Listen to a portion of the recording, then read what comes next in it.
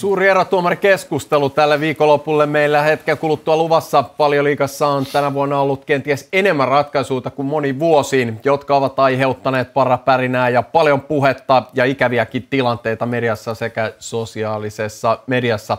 Seuraavassa vähän tarkempaa selkoa tämän kauden tapahtumista.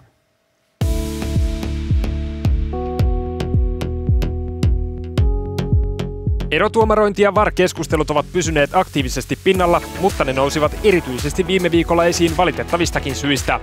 52-vuotiaan Mike Deanin tuomiot keräsivät kritiikkiä ja jopa täysin tuomittavia tappouhkauksia häntä ja hänen perhettään kohtaan.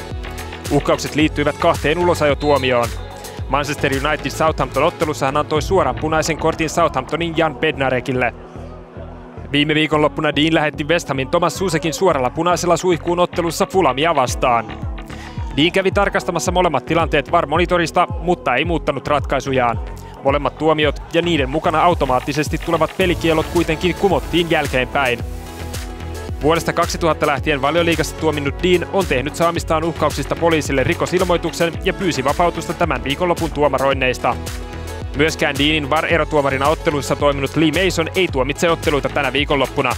Lisäksi Mason oli itse erotuomarina ja Dean VAR-erotuomarina tammikuun lopussa Southamptonin ja Aston Villan ottelussa, jossa nähtiin yksi kyseenalainen käsivirhetuomio.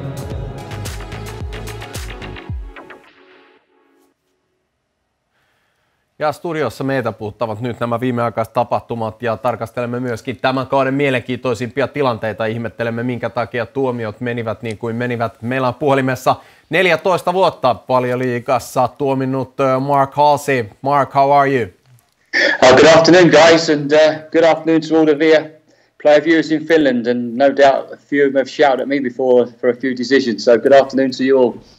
It's great to have you with us in the studio. Last week, there's been the case Mike Dean and all the abuse he got after the refereeing he did. Obviously, he's not involved this week. And what is your take on case Dean?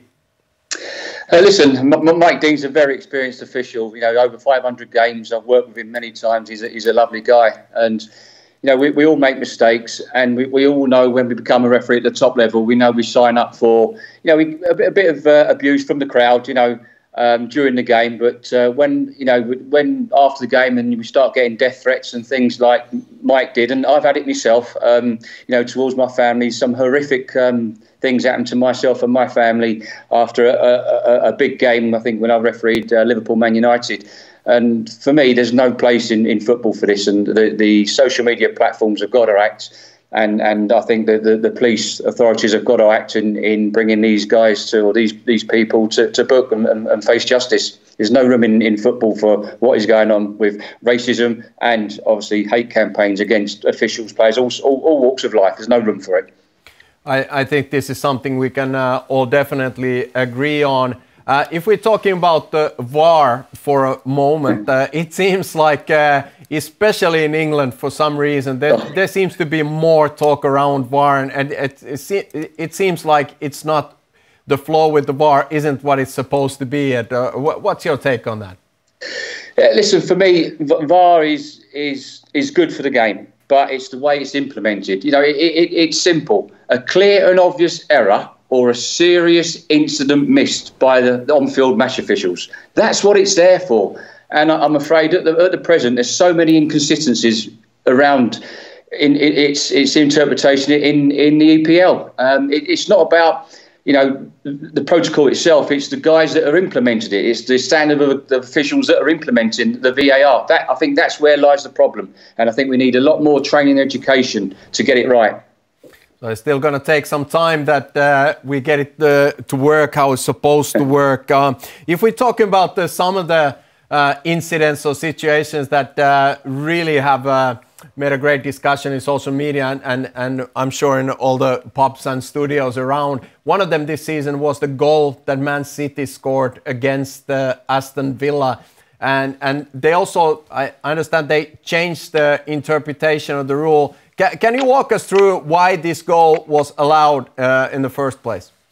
Yeah, listen, look, being in an offside position is not an offence in itself. Okay. Now, law 11. What they're working from with this is that a player in offside position receiving the ball from an opponent who deliberately plays the ball, except from a deliberate save by an opponent, is not considered to have gained an advantage. So they've implied this interpretation of this law in this situation. Now, did Tyrone Mings deliberately play the ball? Did he deliberately take control of that ball by chesting it down, bringing it down on his foot, and then try to play the ball? Or was Rodri interfering with an opponent, or the impact on the ability for Tyrone Mings to play that ball? So, I mean, for me, the spirit of the law, I mean, for me, I think the offside flag should have gone up straight away, but they interpreted the law in that way when Tyrone Mings deliberately chested the ball down, and that was a deliberate act. So that nullifies Rodri being offside.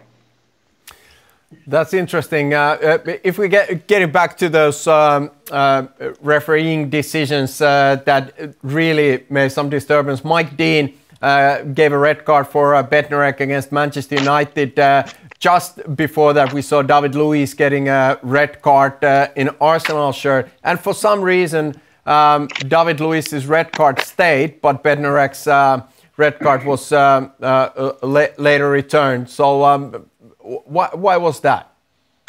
Well, I think you've got two different instances. If you look at the David Luiz one, listen, when a player commits an offence against an opponent within their own penalty area, which denies an opponent an obvious goal-scoring opportunity, the referee awards a penalty kick. The offender is cautioned if the offence was attempt to play the ball. In all other circumstances, e.g. holding, pulling, pushing, no possibility of playing the ball, etc., the offending player must be sent off. So if we look at the David Luiz one, okay, so for me, he's running back, he's chasing back, he's got no chance of playing the ball because he's got too close. So intent has gone out of the laws of the game. That's a total accident, and I really do feel sorry for David Luiz in that situation, but the law gives Craig Pawson nowhere to go. Once he gives the penalty, he has to send David Luiz off. And with the Martial one, I mean, in real time, I thought that was a penalty. And the problem there is when Mike Dean gives that penalty, he has to send him off for a denial of a goal scoring opportunity. So in that situation, when you see the replay with Bednarek and Martial, you look at it and you think, no, Martial has deceived the match officials. It's simulation. So when Mike Dean went over to the VAR, where Graham Scott was operating it, I'm thinking, well, they're going to change this because Martial's deceived the match officials. It's not a penalty after seeing the replay. Now, from what I understand, was Graham Scott recommended a review to Mike Dean because he didn't issue a red card to Bednarek for the foul. So when he come back and awarded the penalty and sent him off, I was just as bemused as anybody else because I thought he was coming back to overturn the penalty and caution Martial for simulation. So I think there's a difference where Bednarek was trying to get out of the way. He didn't make a challenge, and so for me that was a difference because he was running across. Martial was running across Bednarek, who's trying to get out of the way, whereas David Luiz was sprinting back, trying to make that challenge. Now, had he got too close, we clipped him, he went down, referee had to give a penalty and send him off. Now, if David Luiz had made a challenge, a slid in, a genuine challenge to get that ball and took the player out as well, it's only a yellow card. Now, you know, so really, defenders have got to think on their feet in those situations. Just put in a challenge as though you're going for the ball, and then it's a yellow card. Well, this in itself, I think, proves us that the referee's job has got to be one of the most difficult in the world, and it's easy to shout from the stands or the sidelines or from the studios here. But obviously, the fans are always asking, why us and why not them? There was another, yeah. Go ahead. In those situations, remember that the following must be considered by a referee: is that on sending a player off for denial of a goal scoring opportunity, it's that the distance between the offence and the goal, general direction of play, the likelihood of keeping or gaining control of the ball, and the location and numbers of defenders in the vicinity at that stage. Listen, forget about the last man. Nothing to do with the last man. Last man is not in the laws of the game. It's did that player deny a goal or an obvious goal-scoring opportunity. Right. There was a real misunderstanding in our studios today, earlier this season, when we were looking at the handballs in the box. There was an incident in a Tottenham Hotspur's game where the ball touched Eric Dyer's hand, and then later on Aston Villa's Matty Cash really seemed to play as a goalkeeper, but the ref didn't give a penalty. Can you walk us through these decisions? No, guys, you're confused. What do you think I am? I'm just as confused as you guys.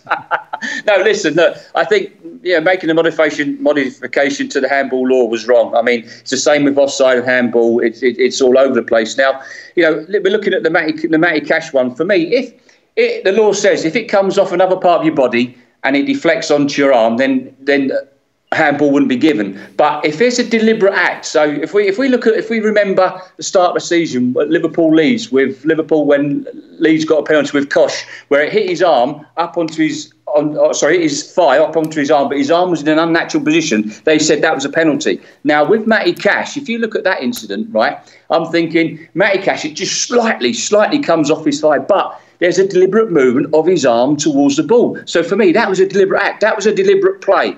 And for me, that was handball. And I was surprised that wasn't given as handball. But what they used there, the law there, was that it just took a slight deflection off his thigh. Now, had his arm been down by his side, I would understand that a penalty not been given there. But for me, his arm was in an unnatural position because he deliberately moved his arm towards the ball. So for me, that was a penalty kick.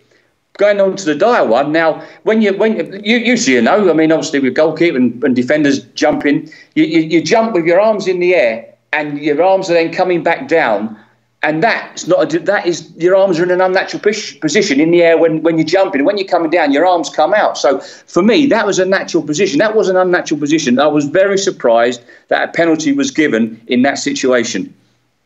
Well, I think the biggest decision, at least in this studio, we've almost been talking about it as a championship deciding decision when Virgil van Dijk got injured. Jordan Pickford tackled Virgil van Dijk, and then later on, no foul, no red card because Van Dijk had been offside. What's your take on this? Well, I mean, listen, you cannot defend the indefensible, and for me, that was a clear red card for serious foul play. Now, with challenges, we look at challenges, and I know we do see these day and age. We see a yellow card coming out for nothing. We're seeing so many yellow cards for careless challenges. Now, careless challenge is a free kick, nothing else. A reckless challenge is a free kick and a yellow card. And a challenge that endangers the player's safety with excessive force and brutality must be sanctioned with a red card. Now, in that situation, I think they've just forgot about that. They're checking on the offside and then obviously the possible penalty and forgetting about the serious foul play challenge. Now, I was absolutely surprised that none of the officials on the field of play and in VAR spotted that incident, because it was absolutely 100% red card for Jordan Pickford for serious foul play. Well, thank you so much for joining us, Mark. And we got to tell our spectators that we got you with us for this weekend because you and Jussi used to train together at Bolton. Yes, we did, and I always remember. I mean, you always used to push me, Jussi. Fantastic goalkeeper, fantastic guy. And the thing was, with me being at Bolton, after every weekend, when Bolton played and there'd been controversies, they all used to wait for me on a Monday morning to batter me about the referee this, referee that. So I used to get it all in all quarters when I used to go in training on Monday morning. All right, thank you so much, Mark. Have a great weekend. And you take care, guys. Thanks. Bye bye. Stay safe. Näin siis Mark Halsey, joka 14 vuoden ajan tuomaroitsi Valioliigassa ja tosiaan treenasi Jussi teidän kanssa Boltonissa. Kyllä joo, 2000-luvun alussa niin silloin kun ne muuttuu tosissaan ammattilaisen, saa harjoitella niinku sen paikallisen seurakansa, tietysti maakaasu niin Boltonissa tulee aina Meega-areenaan, että siinä on oikeastaan sellainen hyvä juttu, että sitten rupesi enemmän puhumaan noista tuomareista ja niiden päätöksistä ja sitten rupesi vähän ymmärtää sitä tuomaritouhua enemmän ja sitten toisaalta kun sä juttelit sen kanssa, juttelit jostakin, että miksi tuo tuomari on niin huono, mutta se on ihan okei sillä minun mielestä. Sitten sai niinku hyvän suhteen niin muihin tuomareihin kanssa sen kautta. Siinä oli tosi iso apu, että rupesi ymmärtää, että siellä tuli ihan kavereita tuomareista paljon ja sitten kyllä aina piti huolella sitten peleissä. Ennen peliä sanoi, että katsotaan mun perään tänään. Niin. Tuomarit ansaitsevat paljon kunnioitusta, ilman heitä tätä peliä ei ole olemassa. Me siirrymme tästä kello 5 otteluun.